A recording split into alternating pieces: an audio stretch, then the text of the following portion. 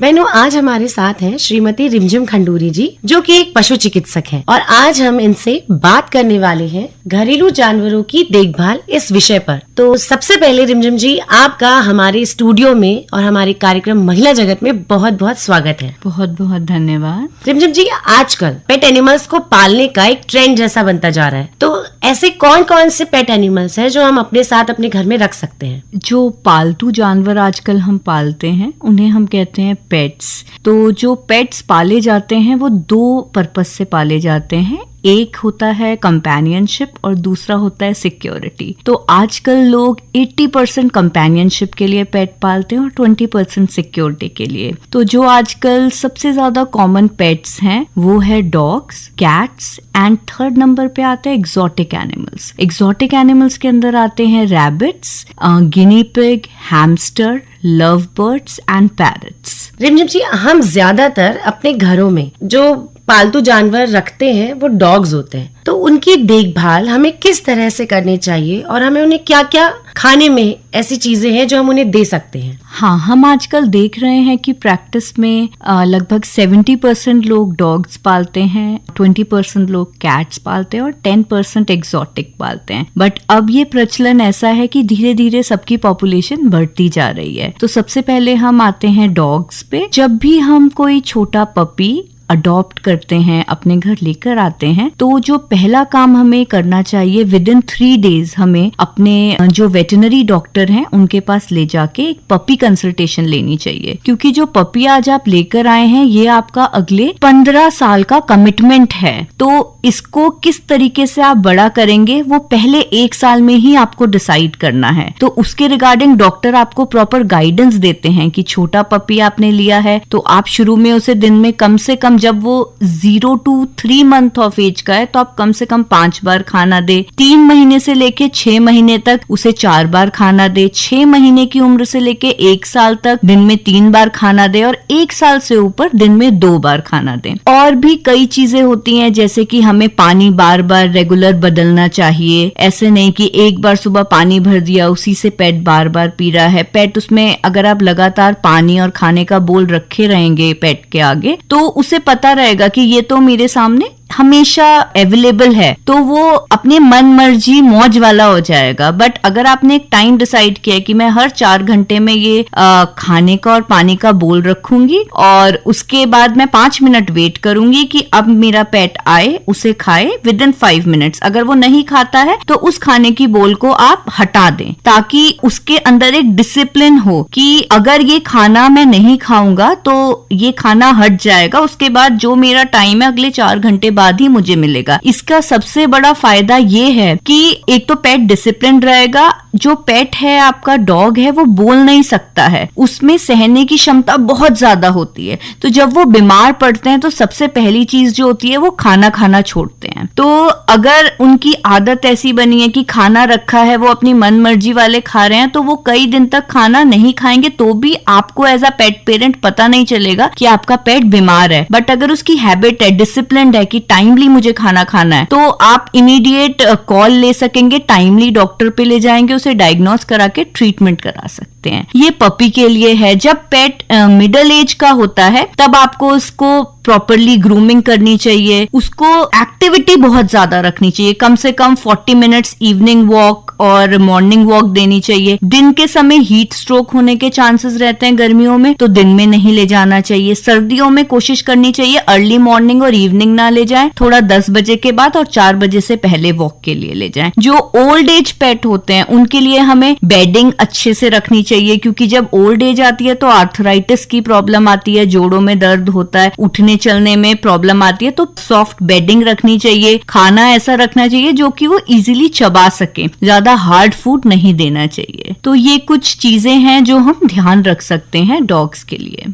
Doctor साहिबा, vaccination क्या vaccination भी है जो हमारे पालतू जानवरों के लिए जरूरी है, और वो किन किन बीमारियों के लिए जरूरी होते हैं? बिल्कुल मैडम, जब आप पहली बार पपी अडॉप्ट करते हैं और अपने डॉक्टर के पास जाते हैं तो डॉक्टर सबसे पहली जो आपको गाइडेंस देते हैं वो वैक्सीनेशन की ही होती है। तो वैक्सीनेशन में जो डॉग्स होते हैं उनमें कैनाइन पार्वोवायरस इन्फेक्शन बहुत ही फैटल होता है। उसमें इनका गैस्ट्रोइंटेस्टाइनल सिस्टम अफेक्ट होता है, जिसमें कि खून की उल्टी, दस्त, ये सारे साइंस आते हैं और ये एक जानवर से दूसरे जानवर में फैलता है। जैसे कोई पेट इन्फेक्टेड है, वो बाहर गया सड़क में, उसने पॉटी करी, सुसु करी, लार गिराया और दूसरे पेट ने उसे सूंघ लिया, चाट लिया तो उसको भी हो जाएगा। और ये बहुत ही डेंजरस रहता है। इसमें कम से कम 7 से 8 दिन का ड्रिप लगता है। तो इसके लिए हमें वैक्सीनेशन कराना बहुत जरूरी है ताकि हम अपने पेट को ऐसी जानलेवा बीमारी से प्रोटेक्ट कर सके। Canine parvovirus infection, canine distemper, canine infectious hepatitis, इसकी एक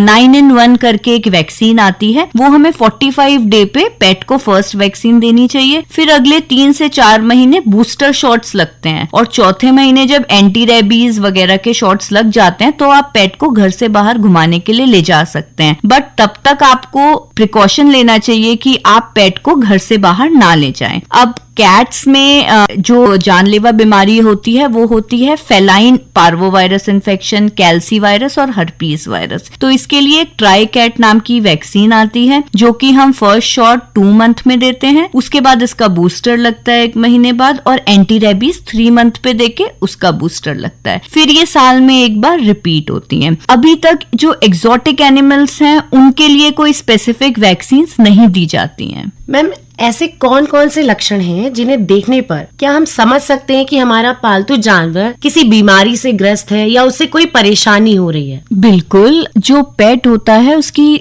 सहनशीलता बहुत ज्यादा होती है। तो जब पेट बीमार होता है वो इमीडिएटली साइंस नहीं दिखाता है। तो जो सबसे पहला साइन होता है वो पहली मील स्किप करेगा। जब वो पहली मील स्किप करेगा आप थोड़ा सजग हो जाएं। दूसरी मील स्किप करेगा तो आपको ध्यान रखना है, और थर्ड मील स्किप हुई तो आपको इमीडिएट अपने डॉक्टर पे उसको ले जाना है, क्योंकि कम से कम 3-4 दिन वो सहता है। चौथे दिन उसके साइन आते हैं तो खाना छोड़ेगा, या तो उसे कोई उल्टी होगी या लूज मोशन होगा या एकदम डर डिप्रेस होके साइड में बैठ जाएगा। तो जब भी आप इस तरीके के कोई साइंस देखें तो कोशिश करें कि ये एक अलर्ट साइन है, ये एक रेड फ्लैग है, हमें इसके लिए कंसर्न दिखाना है। आजकल पेट एनिमल्स में मैम स्किन डिजीजेस देखने को मिल रही हैं। इसके बारे में थोड़ा सा विस्तार से बताइए कि क्या सावधानी रखनी चाहिए कि स्किन डिजीजेस ना हो। एक्चुअली स्किन एक बहुत ही इंटरेस्टिंग ऑर्गन है, इसलिए हमें इसके लिए बहुत सजगता भी है नहीं, बट हमें ये अवेयरनेस फैलानी है कि जो डॉग की स्किन होती है और ह्यूमन की स्किन होती है वो दोनों डिफरेंट होती है। डॉग की स्किन का पीएच अलग होता है, ह्यूमन की अलग होता है। जो डॉग की स्किन होती है उसमें हमारे स्वेट ग्लैंड्स नहीं होते हैं, तो इनको पसीना नहीं आता है। जैसे हम ह्यूमन हैं, यानी मनुष्य हैं, हमारी जो त्वचा है अगर हम नहाएंगे नहीं तो पसीना आएगा, बदबू आएगा, एलर्जीज हो जाएंगी, तो हमें रोज नहाना जरूरी है। मगर क्योंकि डॉग्स की स्किन में स्वेट ग्लैंड, पसीने वाले ग्लैंड्स नहीं है, इसलिए इनको